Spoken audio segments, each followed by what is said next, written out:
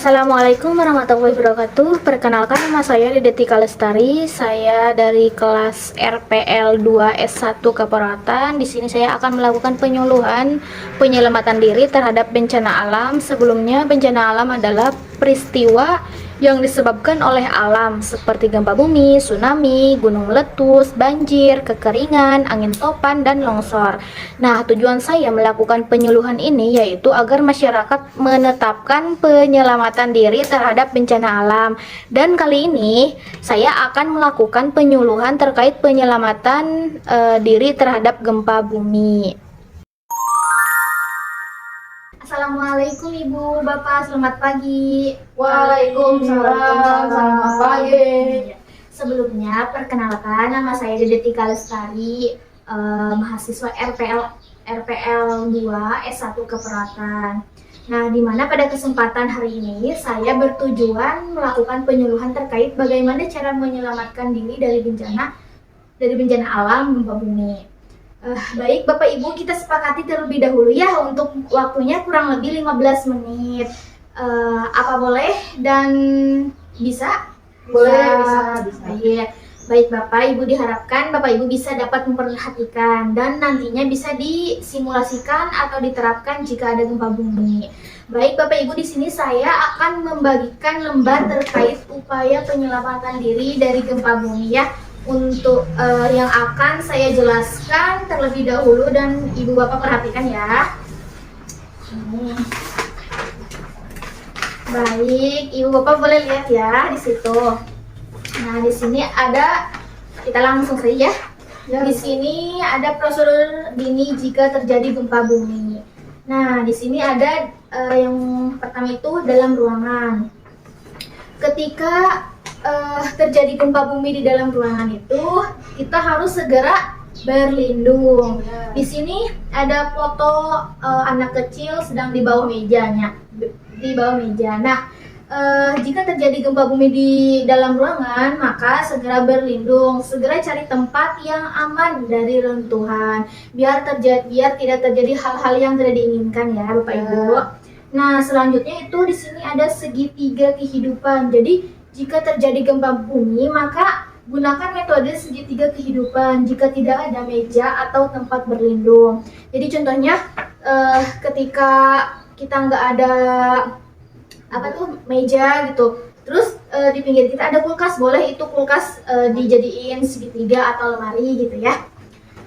Nah, selanjutnya di sini jika terjadi gempa bumi di dalam ruangan, ketika ada lift, jangan gunakan lift atau eskalator ketika sedang terjadi gempa. Nah, seperti contohnya kayak di rumah sakit itu kan ada lift, di mall ada eskalator gitu. Jangan gunakan lift atau eskalator karena itu menghambat penyelamatan diri kita untuk menghindar dari gempa bumi gitu ya. Nah, sampai sini apakah ada yang ingin tanyakan? Belum. Baik, kita lanjut ya. Nah, selanjutnya di sini ada luar ruangan. Nah, ketika kita di luar ruangan terjadi gempa bumi. Nah, di sini harus segera menjauh. Ya, segera menjauh dari gedung atau bangunan dan cari tempat area luas dan terbuka. Begitu ya, Ibu-ibu, Bapak-bapak. Nah, selanjutnya yang terakhir nih, ketika di perjalanan ibu-ibu dan bapak-bapak di dalam mobil ada gempa nih, apa yang harus dilakukan? Berhenti ya. Nah, segera berhenti dari mengendarai mobil dan cari area terbuka yang aman. Begitu ya Bapak Ibu-ibu, agar tidak terjadi dari pepohonan yang runtuh-runtuh itu ya. Begitu. Nah, apakah ada yang ingin tanyakan? Ya, boleh. Ya, boleh. Misalnya kan nih kita lagi ada di dalam kamar, terus mejanya tuh jauh atau nggak ada meja gitu, sembunyinya di mana? Ketika kita di dalam ruangan kamar gitu ya, tidak ada meja. Nah, kita boleh lakukan di situ ada bantal atau kasur, boleh lakukan si bantal dan kasur itu jadi penopang di kepala kita agar tidak terjadi hal-hal yang tidak diinginkan seperti runtuhan kena kepala kita. Jadi kalau ada bantal kan bisa bisa bisa dihalangi oleh bantal atau kasur begitu. Apakah ada yang ditanyakan lagi? Sudah cukup. Sudah cukup. Baik, kalau sudah cukup nih, saya mau bertanya nih ke bapak-bapak ibu-ibu ya satu persatu. Nah, ketika gempa bumi di dalam ruangan, apa yang harus dilakukan? Ibu siapa ini teh? Ibu Titik. Ibu Titik ya, Ibu Titik. Coba ya, ketika ada gempa bumi di dalam ruangan, apa yang harus dilakukan? Yang pertama bisa dengan berlindung di meja. Ya, bagus. Atau membuat segitiga kehidupan. Ya, bagus sekali ya. Berarti Ibu Titik tadi merhatiin ya. Ya. Selanjutnya Ibu siapa namanya? Ibu Rina. Ibu Rina. Ibu Rina, ketika di luar ruangan terjadi gempa bumi, apa yang harus dilakukan? Salah satunya kalau di dalam ruangan, di luar ruangan, kalau di mobil berarti terus keluar. Ya, bagus. Berarti ibu-ibu dan bapak dari tadi itu merhatikan ya. Semoga bisa disimulasikan ketika ada gempa bumi yang akan datang gitu ya. Begitu.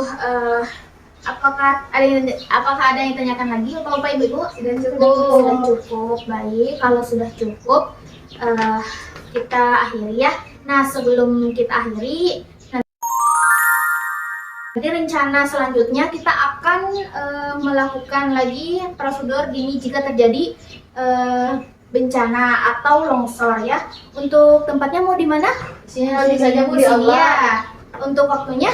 Waktunya di hari Kamis ya Ibu ya, bisa ya Bu ya? Kamis. Boleh. Tempatnya di sini untuk waktunya hari Kamis ya. Baik, kalau begitu saya pamit dulu ya. Kurang lebihnya mohon maaf. Terima kasih. Wassalamualaikum warahmatullahi wabarakatuh. Waalaikumsalam warahmatullahi wabarakatuh. Terima kasih. Ya. Baik, mungkin hanya itu video terhadap penyuluhan saya. Kurang lebihnya mohon maaf. Terima kasih. Wassalamualaikum warahmatullahi wabarakatuh.